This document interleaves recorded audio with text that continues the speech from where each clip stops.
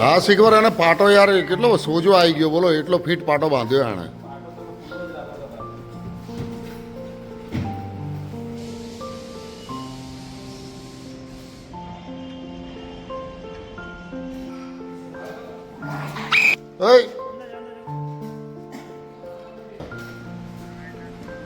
હા બોલો બોલો ના. હા બોલો ને સાહેબ, હું અત્યારે સેવામાં છું. બોલો બોલો.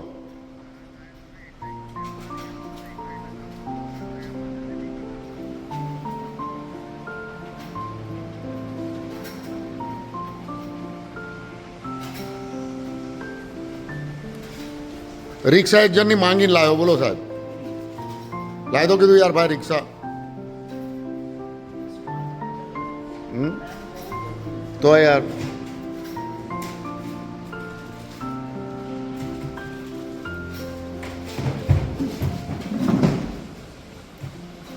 એવડાયા હતા અને આ લોકો ટાંકા લઈને નીકળી ગયા બરોબર, પછી આયા નહીં પાછા.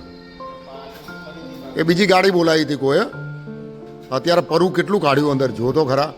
હા હવે આ કઈ રીતનું સહન કરતું હશે ભાઈ ટોનીભાઈ સાહેબ, કઈ રીતનું સહન કરતું હશે? કેટલું પરુ કાઢ્યું તમે આની અંદરથી? તો યાર પાકી ગયા છે ને નાકા. હવે આમાં આમાં શું થાય પછી? સડો થાય. હા પગ કાપવાનો ટાઈમ આવે એટલે જ મેં તમને કીધું, મેં સાહેબ થોડો ઇંતજાર કરજો, મારો પહોંચું જ છું.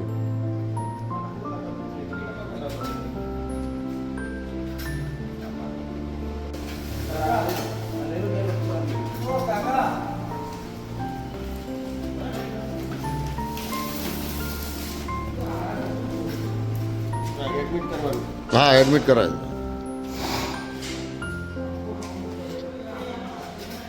ટોનીભાઈ ખૂબ ખૂબ આભાર આપનો સાહેબ, કારણ કે એ બહુ પરુ કાઢ્યું તમે ખરેખર. સાહેબ એમાં એવું છે કે કાકા જે લીધેલા હતા અને જે પાટો જે એમને ટાઈટ બાંધ્યો હતો એના કારણે આટલું બધું થયું છે. બાકી જો પાટો ના બાંધ્યો હોય, ટાંકા લીધા હોય તો આટલું બધું ના થાય, તો સુકાઈ જાત. હા સુકાઈ જાય. બાકી એટલી ભૂલ કરી કે પાટો બાંધ્યો. પાટો બાંધવાનો કેટલો ટાઈટ પાટો હતો યાર, કેટલી સોજન આવી ગઈ હતી. તો યાર કંઈ વાંધો નહીં, હવે પછી જેવી કુદરતની ઈચ્છા. બરાબર ને? તો મિત્રો ધ ઇન્ડિયન સોશિયલ ડેવલપમેન્ટ ટ્રસ્ટમાં ગમે ત્યારે આપણે એનિમલ વિશે સારવાર જોઈતી હોય તો તુરંત જ અમારા ટોનીભાઈ છે અને એમનો સ્ટાફ છે તુરંત જ આપણને એટ અ ટાઈમ સારવાર આપે છે. અને મિત્રો બીજી ખાસ એક વાત કહેવાની કે અગર જો આપ ક્યાંય બી કોઈ બી જગ્યાએ દાન કરતા હોય તો આવી સંસ્થામાં દાન કરજો, જેથી કરીને એનિમલ હેલ્પ પૂરેપૂરી એમને હેલ્પ મળે ને અમને બી હેલ્પ મળે ને જે બી જાનવરો છે એમને હેલ્પ મળે.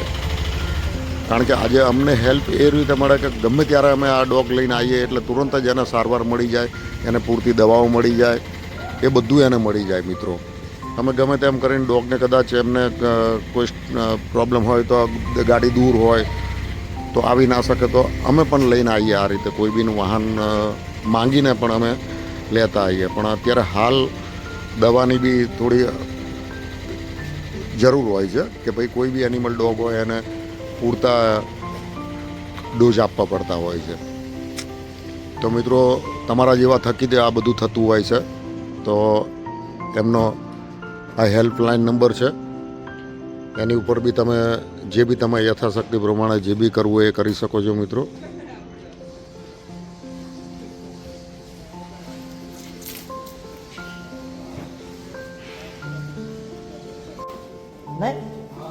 સાહેબ ઉત્તરાયણ પહેલા તો ધમધમાટ કેસ આવતો હોય એમાં દેખાય. ઉત્તરાયણ આ ફેરે કેસ જ નતા એટલા બધા.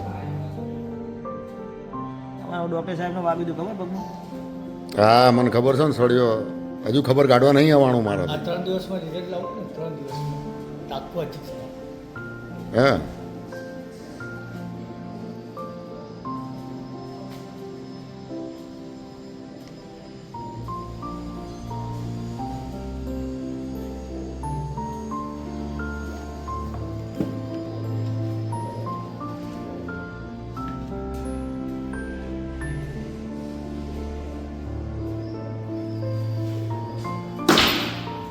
આખું આપી દેવાનું હે આખી રાતમાં સૂકી જાય. હા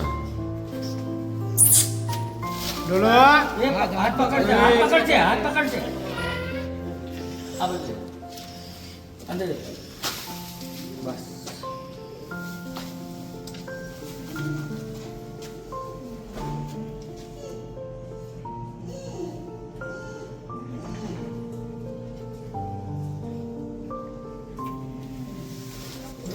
છોડ.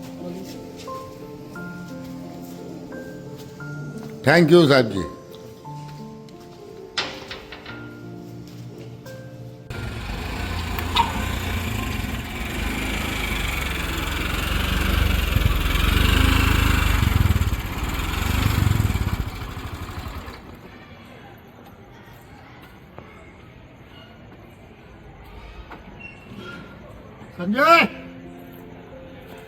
સંજયભાઈની રિક્ષા માંગી. આ ડોગમાંથી તો એટલું પરવું નીકળ્યું હતું કે આખો પગ છે ને અડધો પરવનો ભરાઈ ગયો હતો. જો કદાચ એ કૂતરું ત્યાં રાત્રે પડી રહ્યું હોત ને તો એક્સપેક્ટ થઈ જ જાત રાતે. તો આજે એક ડોગની જાન બચી ગઈ. સારું તો સંજયભાઈનું કંઈ એણે રિક્ષા આપી થોડા ટાઈમ માટે. તો આ રીતે મિત્રો થોડી હેલ્પ કરતા રહેજો. કોઈ બી જગ્યાએ અબોલ જાનવર તમને મળી જાય આ રીતે રસ્તામાં તો થોડી હેલ્પ કરવી અને એની જિંદગી બચે એવું કંઈક કરજો મિત્રો.